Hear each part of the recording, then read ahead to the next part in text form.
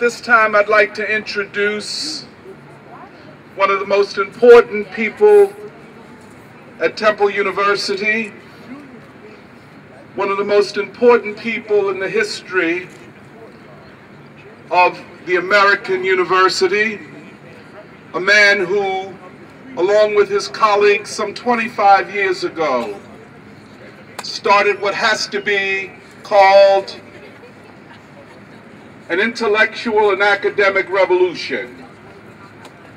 25 years ago, and in case you don't know what happened then, the first PhD in African American Studies was instituted here at Temple University. The first department in the world to give a PhD. And let me just, I'm introducing my friend Dr. Molefi Asante, but it takes, wait, hold it, I have to say a little bit more. He says I don't need to do any more than this, but I think I do. You know, to give a PhD is to give a terminal degree, a final degree, the highest degree that a university can bestow upon a person. There are PhDs in history, there are PhDs in sociology, psychology. Let me speak, brother. Let me hold it. Yeah, okay. Yeah, I'll stand away from it. No, you got the speaker back there. The speaker's behind you. Turn the speaker, turn the output that way. Turn the speakers outward. Yeah. Turn the speaker outward. A little technical difficulty. No, turn the speaker. Don't worry about it. The God's with you. Yeah, there we go. Don't worry about it. You're on camera. Yeah, I'm not worried. The final degree, the highest degree that a university can give. Now, you should know that for a long time, universities didn't even want to teach courses in black history. If you came to Temple back in my day, you say, well, I'd like to take a course in black history. They say, well, take a course in American history and we'll have 2 days on black history. That's all y'all deserve. But this gentleman, this scholar, this activist, this intellectual, along with a group of committed colleagues, said that that's not enough. So first, they petitioned for a master's degree, and they got that. And they said, since we have a master's degree, why not a PhD? And so 25 years ago, a PhD was established here at Temple, and I'd like to say this, that you all are part of this history, that you all, because of this gentleman, are standing in a historic space. And we have to defend that historic space. We have to defend it and move it forward. So without further ado, I'd like to introduce to you a friend of mine. I'm not finished yet, Molefi. A good man, a great scholar. He's published or edited something like 69 books, 400 articles in academic journals. He speaks all over the world, meets with African presidents, meets with scholars in China, South Africa, and all around the United States. And probably is one of the most revered and respected intellectual academic activists in America today. Without further ado, Dr. Molefi Asante.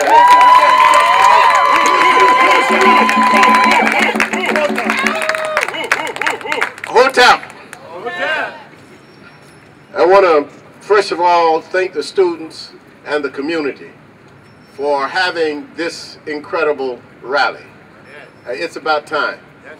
Let me just say that Professor Monteiro has given you some introduction, and I just want to thank him. And I want to thank the students who have put this together, the community who's put this together. The community has already been talking to the administrators. Let me also say that to those of you who are here to hear what we have to say, and those of you who are here to protect us, the police, and the undercover officers. We're really happy. That's right.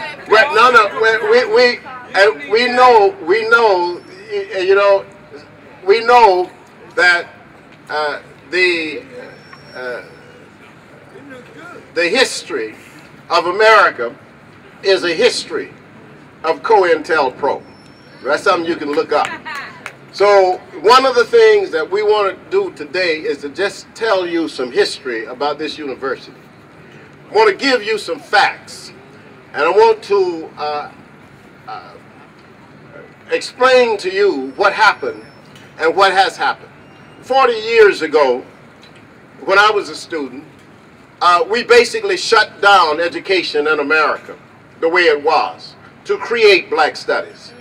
Because when we came to these campuses, we came to these universities, they did not have any information or knowledge that was being presented adequately about African people. So we closed down many universities. That's why students are responsible for the creation of African American studies. It wasn't created by the faculty. No faculty members got together and said, you know what? We need to have African American studies at our university. They were not thinking like that. But yet the students, with their spirit, said, wait a minute, something is missing here. I'm in university and I recognize that something is missing. It was an era something like this era. An era of racism and an era of complacency. An era when it was possible for a lot of people who didn't understand what was going on to be confused about the nature of the society in which we live. There has never been, and I've said this before, it's been quoted, there has never been an educational institution in America that truly wanted to educate black people properly. And there's never been one. There's no school, no university where people are willing to give African American people the right to do the things that we know ought to be done. And so at Temple University, nearly 40 years ago, they created here first the Afro-Asian Institute. And then after the Afro-Asian Institute, the black students created the Pan-African Studies Department. And after the Pan-African Studies Department, with the community, this was the community's help, and always the community was important, because without the community, nothing was possible.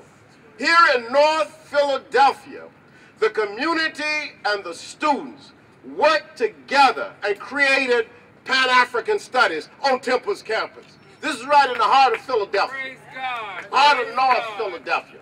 And once they created it, and let me just tell you, it was always resistance. There was never a time when there was no resistance.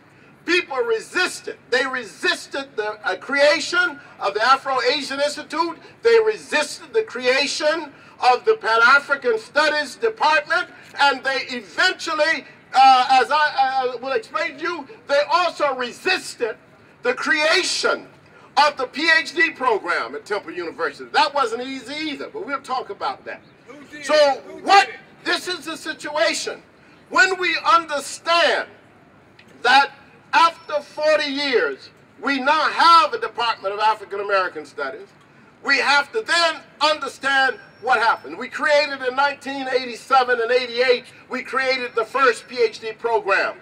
We had, at that time at Temple University, an enlightened administration under Peter Lear Corus, under Pat Swigert, under Barbara Brownstein, and under Lois Kronholm. We had an enlightened administration, and that enlightened administration said, you cannot have a major university in a major American city and not have an African American Studies department. And in fact, not only did they say that, Peter Lear Corus said at Temple University, in the heart of North Philadelphia, we should have the #1 Department of African American Studies in the country.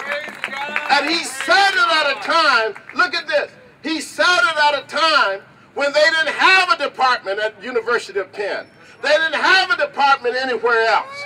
They had one at Temple, and Temple, he said, not only should they have a department, but Temple should also have a PhD program. That's Peter Leocoris did that. And let me tell you what, every successive administration after that has tried to destroy the program. Oh, no. Oh, no. In every way they could. They're more clever, they're more subtle.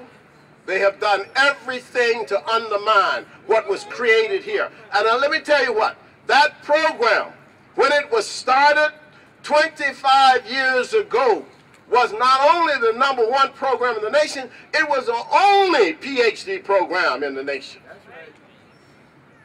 Now there are 13 PhD programs. University of Penn not only has a strong department, they also have a PhD program. Temple is not the only game in town. Temple could have been the most dominant game in town. But through the machinations that have gone on here to this very point, where the department went from 13 faculty members down to less than 10. Actually around 7 if you talk about the people who were considered presidential lines. That's what has happened. Almost half of the people gone. And so when we look at what is happening in this, and this is a beautiful teach-in. I hope we continue to have them. I remember them. At UCLA, when I was a student, we had these kinds of teach-ins because they are necessary. You can't get everything in the classroom. You have to sometimes come and hear people like the people in the community who come here and give you the facts about what's going on in North Philadelphia. So we stand here in solidarity. I stand here in solidarity with the students, in solidarity with their demand that African American Studies department at Temple be given its free reign to be the kind of department that it can be.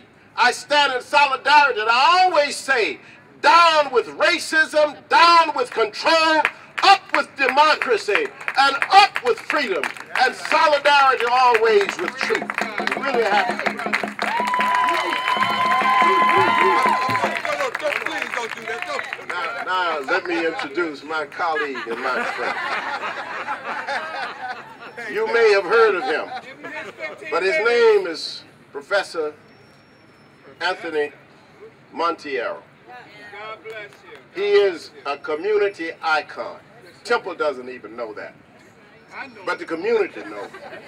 This is the stupidity sometimes of university. They don't even know who they're talking with. This man is a professor, scholar of Du Bois. He's written many articles on Du Bois. He's courageous. He's organic to this community. He lives right here in the community. He's always been here. Comes from a strong activist tradition, political tradition in his family. He is an individual who has always been willing to show that it is possible for the community and the university to work together. And not only that, he has always brought the perspective of the ordinary African person to the university. This is his strength, and this is his mission. I can think of no other person who could best bring us all together and tell us what this university means to this community than Dr. Tony Monteiro.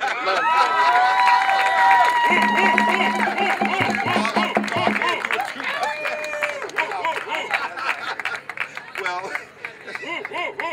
I guess I'm supposed to be the MC and he introduces me. But thank you, Dr. Asante. Just one historical note. On February 1st, 1960, students from a small black college in Greensboro, North Carolina, began a sit-in at a drugstore where they had a soda fountain and they didn't allow black folk to sit there. And those students like yourselves, sparked a new stage in the struggle for black civil rights.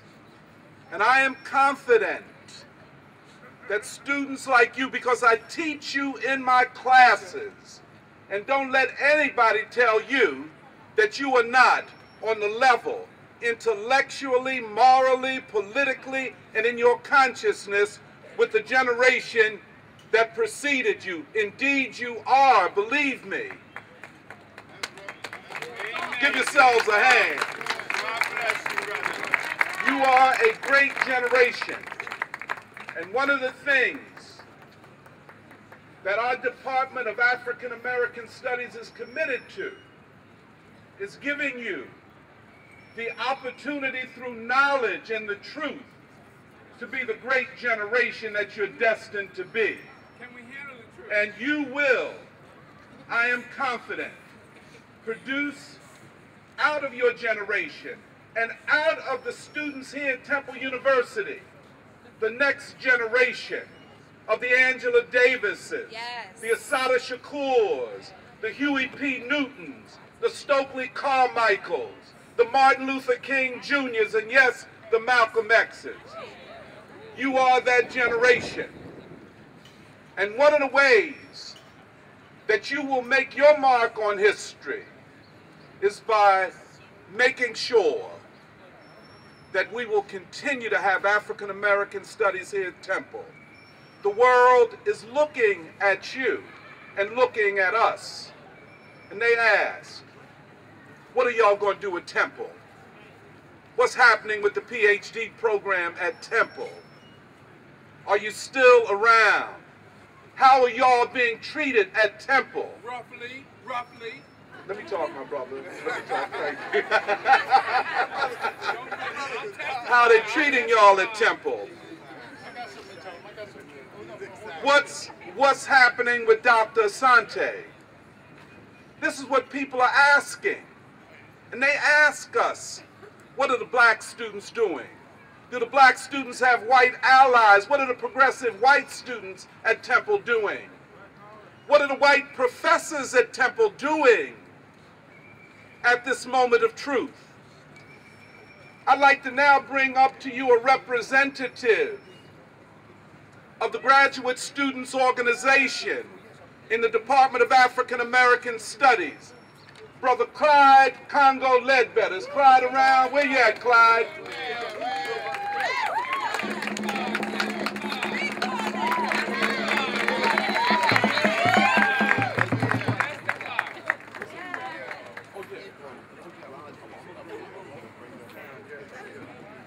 Greetings. What's the rest of my graduate school and family? I need y'all down here for this one. yes. All y'all.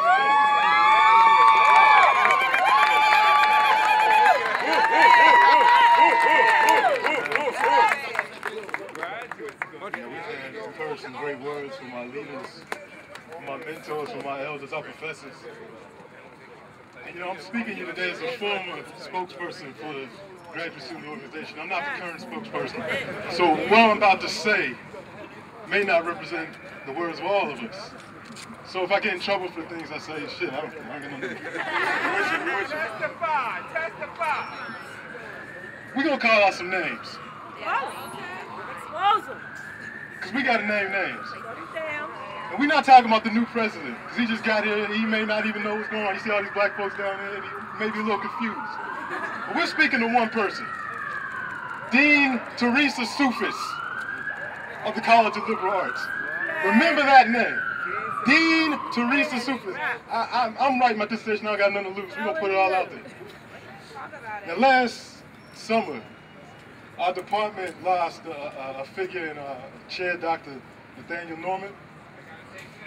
And our great professors were given a little less than 2 weeks to choose amongst themselves a new chair. Say it now. Speak up, brother. And they had an open, transparent election where students and graduate students and faculty got together and people made presentations of why they should be chair. And after these transparent, well-done elections, within a short time they were given, they made a decision. We chose our own leadership. Gave that decision to Dean Teresa Sufis. And Teresa Sufis said, that this collection of esteemed international and national scholars, men and women of high regard in academia, weren't smart enough to pick their own leadership. Wow. Weren't smart enough to pick the leadership of an African-American woman with experience as chair in a department in this university. But she wasn't qualified to be the chair of African-American descent, according to Dean Teresa Soufis. That's it. Say stuff like this. So when you see the rage that we had, somebody cut me off. And she probably can hear me because she's probably looking out the window. Everybody wave to Dean Teresa Soufis. A dean that has routinely disrespected our faculty. A dean who has talked down to the men and women of great academic esteem that lead our department. A dean that has refused to answer the calls of students and graduate students, won't even meet with us. So maybe she'll meet with us now. That's right. So if everybody could turn to the College of Liberal Arts in Henderson and wave to Dean Teresa Soufis. We coming for you.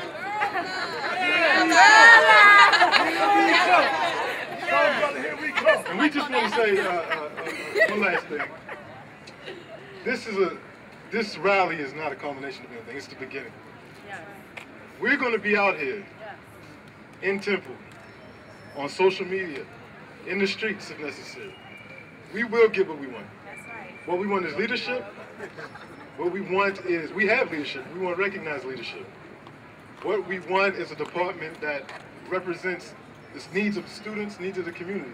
We don't, and Teresa Soufis will say, oh, I'm not trying to destroy the Department of African American Studies.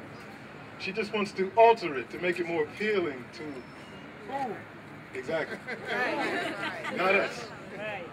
So, if you're inspired by this today, those students that are not majors in African American Studies, just looking to see what we're talking about out here, this is the beginning. We're going to need all your voices. We're going to need your continued support. And somebody else want to say? We have an undergraduate representative. Yes. Hi, everybody. Hey, my name is Melanie McCoy. I'm a broadcast journalism major, but I minor in African American Studies. And one of the things I wanted to talk to you all about is the fact that we all need to realize as a collective, you may not be a major or a minor in this, but you as black students, you are very much a part of this movement. Yeah. And we need you here. We need you guys to basically speak up. You know, take the classes that are here.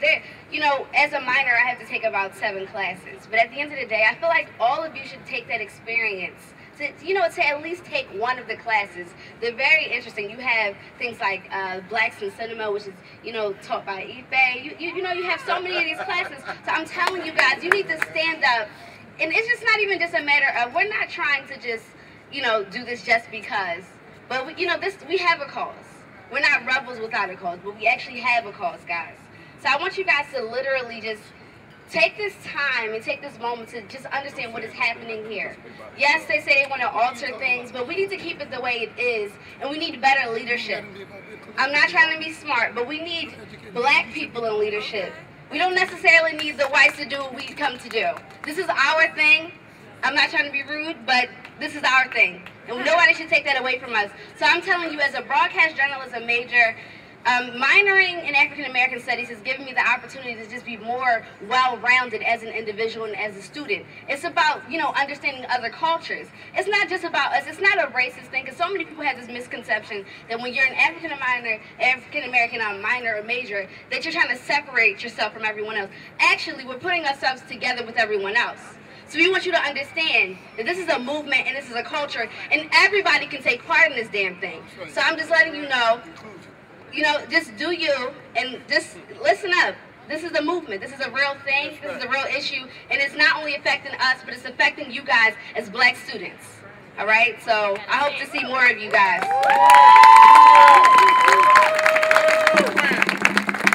We're about to get real live. Yes. This is call and response. So we're about to do a chant real quick, just to hone in on the energy in the space, in this place. So the chant goes, and I can't take credit for this. Dr. Carroll, thank you. Okay. Dr. Carroll. Yeah, where you at? Black nation on the rise. We need to educate, agitate, organize.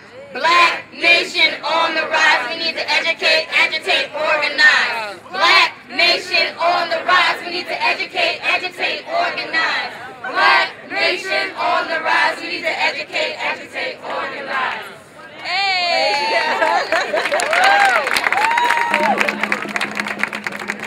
My name is Drew Brown. I'm the actual spokesperson for the Organization of African American Studies Graduate Students. And what I want to really say is that I just want to highlight the disrespect that's been given to our department. I think that's my major concern, is that the way that our department has been treated and disrespected is really indicative of how they're going to treat and disrespect all the people of color at this university. Right? And I think what people are saying up here is that really this is not just about African American studies. This is about their disrespect and their attempt to really diminish all people of color and what they're doing in terms of their scholarship, their education, and their livelihoods. Right? That's why we all need to be involved in this. All right? So what we need to do is we need to organize, we need to agitate, we need to stand up here and speak out for everything that makes you free. Speak out for your own humanity. Speak out for the humanity of all of us in this collective. Right? James Baldwin said it best. Silence is not only criminal, it's suicidal. Because if they come for me in the morning, they're coming for you in the evening. When I was a student, I would talk to other students and other faculty and say, I'm in Black Studies. I'm a Black Studies student. They would say, that inferior discipline? Oh, wow. Right? Because they think Black people, Black Studies, anything Black is inferior. That's what we're dealing with here. You know, for all of you Black students who are in student groups, majority Black student groups, imagine, right, if you decided as a group that you wanted to elect this Black sister as your president, and then some white folk came along and said, no, they're not qualified. And then they instituted a white person who had no interest in, say, if it was a dance group, and the white person had never danced before in their life. And they tried to put them as president over your group. And then, when it became a firestorm, and the media got involved and asked them, why would you put this person over your group? They said they were qualified. That's what the dean has said. This person is qualified with no background at all in African American studies. I mean, that's a slap in the face of every single person that I'm looking at of color. That's a total slap in the face. And so all the students are asking for is for the dean to simply allow them to choose their chair, or, you know what, if you don't think our chair, who we choose internally, is qualified, how about we do an outside search? That's it. It's a very simple demand. But unfortunately, it's being demanded by Black people. And so when Black people demand, right, we have to organize rallies, and we have to put pressure on these racist administrators in order to get them to do what simply is in the interest of Black people. I mean, why do you think you're here? How do you think you got to Temple? How do you think Black Studies emerged? How do you think diversity offices emerged? How do you think multicultural education emerged? How do you think Black faculty got on this campus? Through protest, through rallies like this. I think we need to recognize what Temple is and what it represents and what this department represents. My work revolves around establishing or continuing to establish African American studies as an academic discipline. You need graduate programs in order to do that. And when you have people attempting to control programs and departments that have the ability to lead them in a way that is disconnected from their intellectual history, problems can arise. This department is 25 years old. It was put in place in order to lead the discipline of Black studies. And if it becomes dismantled, if the wrong leadership comes into place, if any of that takes place, this department has the ability to fall apart. But we're not going to let that happen, are we? No. We're going to resist, correct? Yes. We're going to push back, correct? Yes. And we're going to continue to make sure that this department stays here in order to represent the excellence that African people are, the excellence that the African mind is, and what Black Studies needs to bring to higher education. Thank you.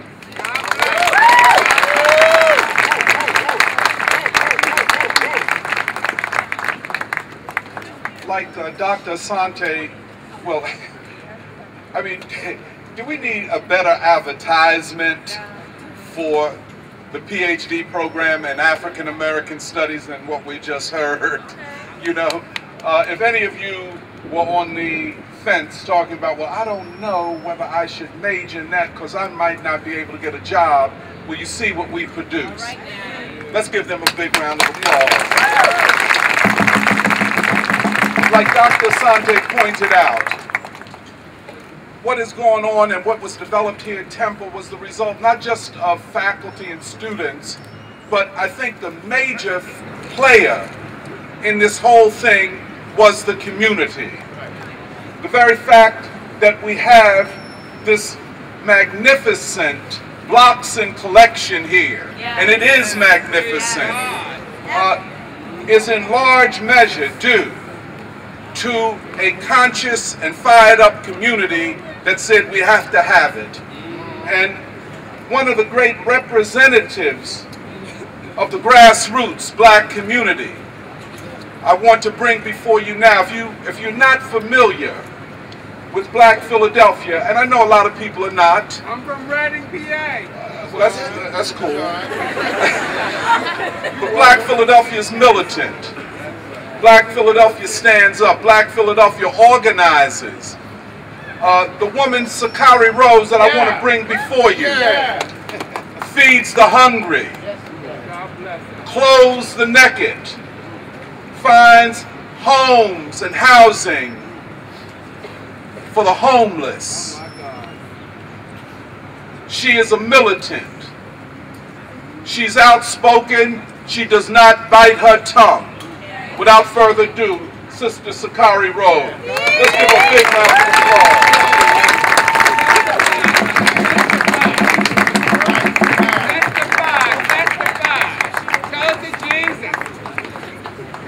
Peace and blessings. My name is Sister Sakari Rose. I am a Southern black woman from Wilmington, North Carolina. I represent Ida B. Wells, Fannie Lou Hamer. Have a hold it. I don't need no mic.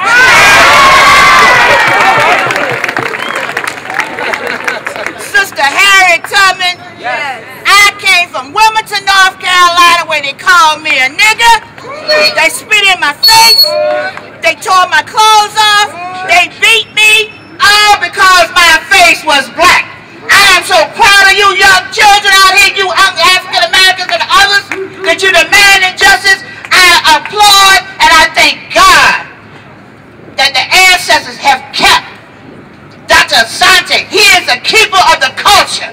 He and Dr. Monteiro, they are keepers of the culture. They are demanding truth. They are demanding that we are not marginalized, that the truth be told about who you are. It is very important. This university gets tax money from the black community, from our taxes. There ain't no this white heifer ain't got no business telling nobody what to do with this studies program. You all here have an ancestral obligation to these Africans that came through the Middle Passage, that died in the Atlantic Ocean, the ones that made it here, that was raped, they was pulled away from their mother's breast, they were hung, their children were cut out of their stomachs, their men were castrated by these people that they call the founding fathers of this goddamn city. You have a responsibility to avenge by doing the right thing, by demanding truth. I know as a young person that we came before Columbus, that we have been here, that we have built large institutions and kingdoms. And if it wasn't for black people, none of this, this what we call this America and this world would not be here. Either we was in the kitchen, in the libraries, behind the cement barrel, or either nursing these children. We are Africa. I want you young people to know you have an assignment. For those Africans that suffer, you must demand. You don't let nobody tell you what you can do and you cannot do when it comes to your culture and who you are. This heifer, she must be out of her goddamn mind. I'm telling you right now, I'm serving notice on you, heifer, because I'm going to State Center in the Shirley Kitchen and positions, and I'm going to tell them that this heifer either got to go, and the new president, I know he don't want this trouble. I know that's right. Because I can assure you, I got some folks that will be at his door. That's right. But you don't let them tell you. If they wanted to put a tree in that apartment, no white folks ain't got nothing that's telling you what you eat, what you do. You young people, I'm telling you, you have a responsibility. Right. Black people have suffered. They have died. They have been raped, murdered.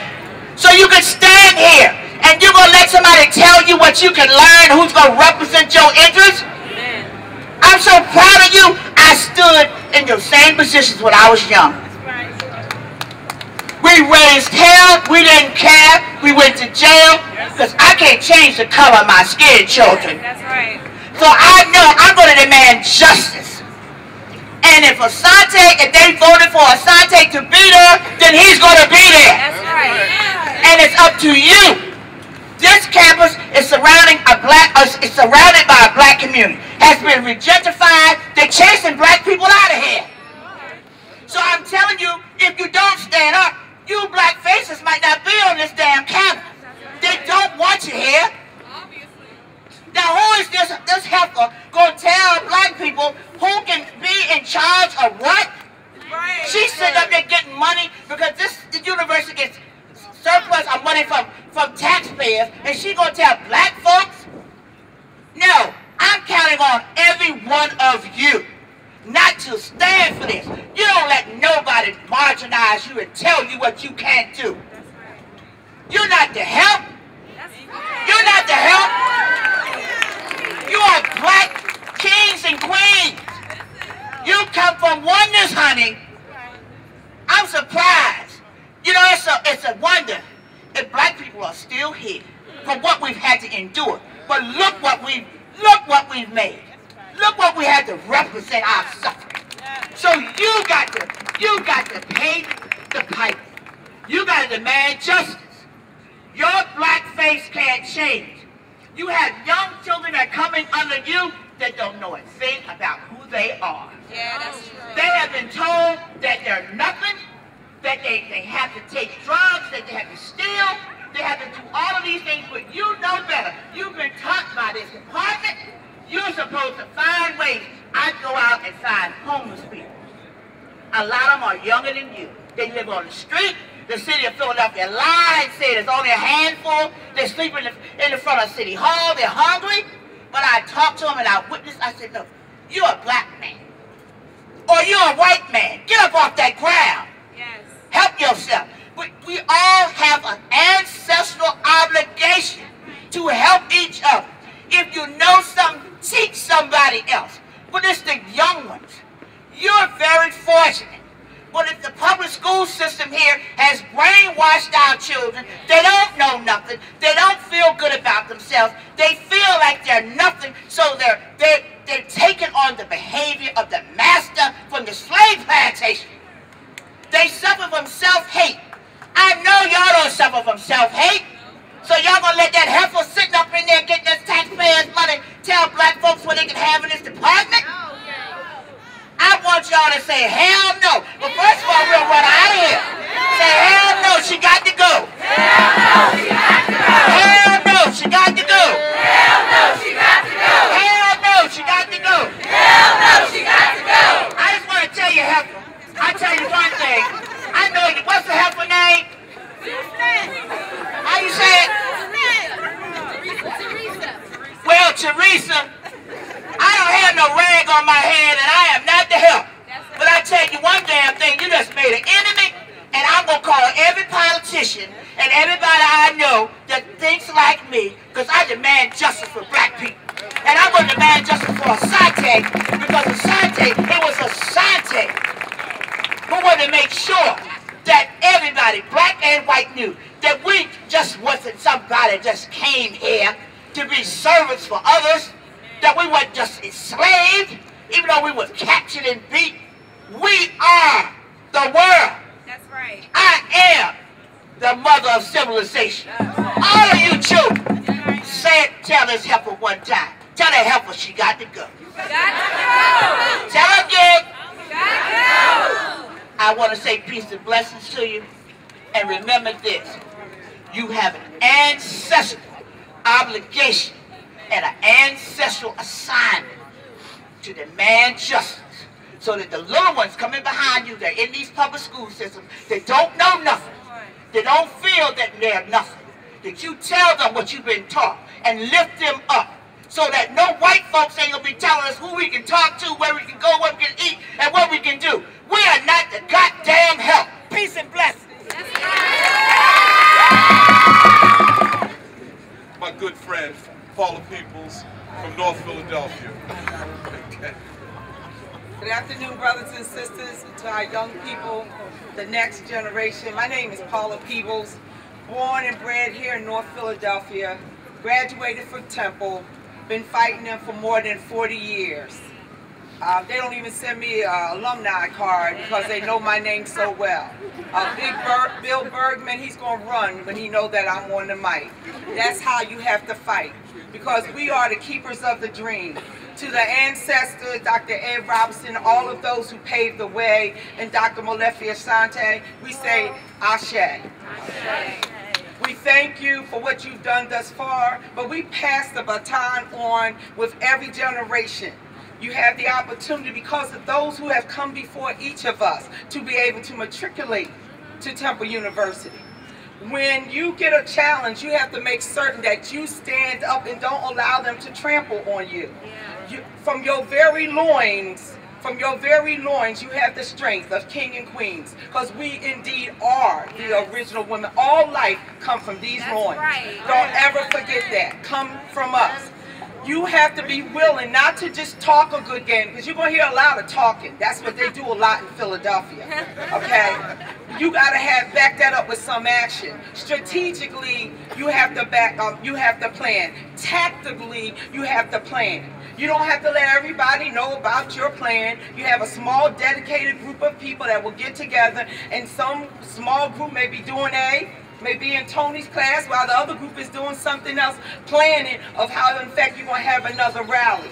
You don't bring about change just by coming to rallies and hearing people talk. You have to take the time and sacrifice, not watch MTV, BET, etc. Shut them off, shut it off, and plan for your education in the next generation. Because indeed, each one of you have a responsibility. You are the keepers of the dream.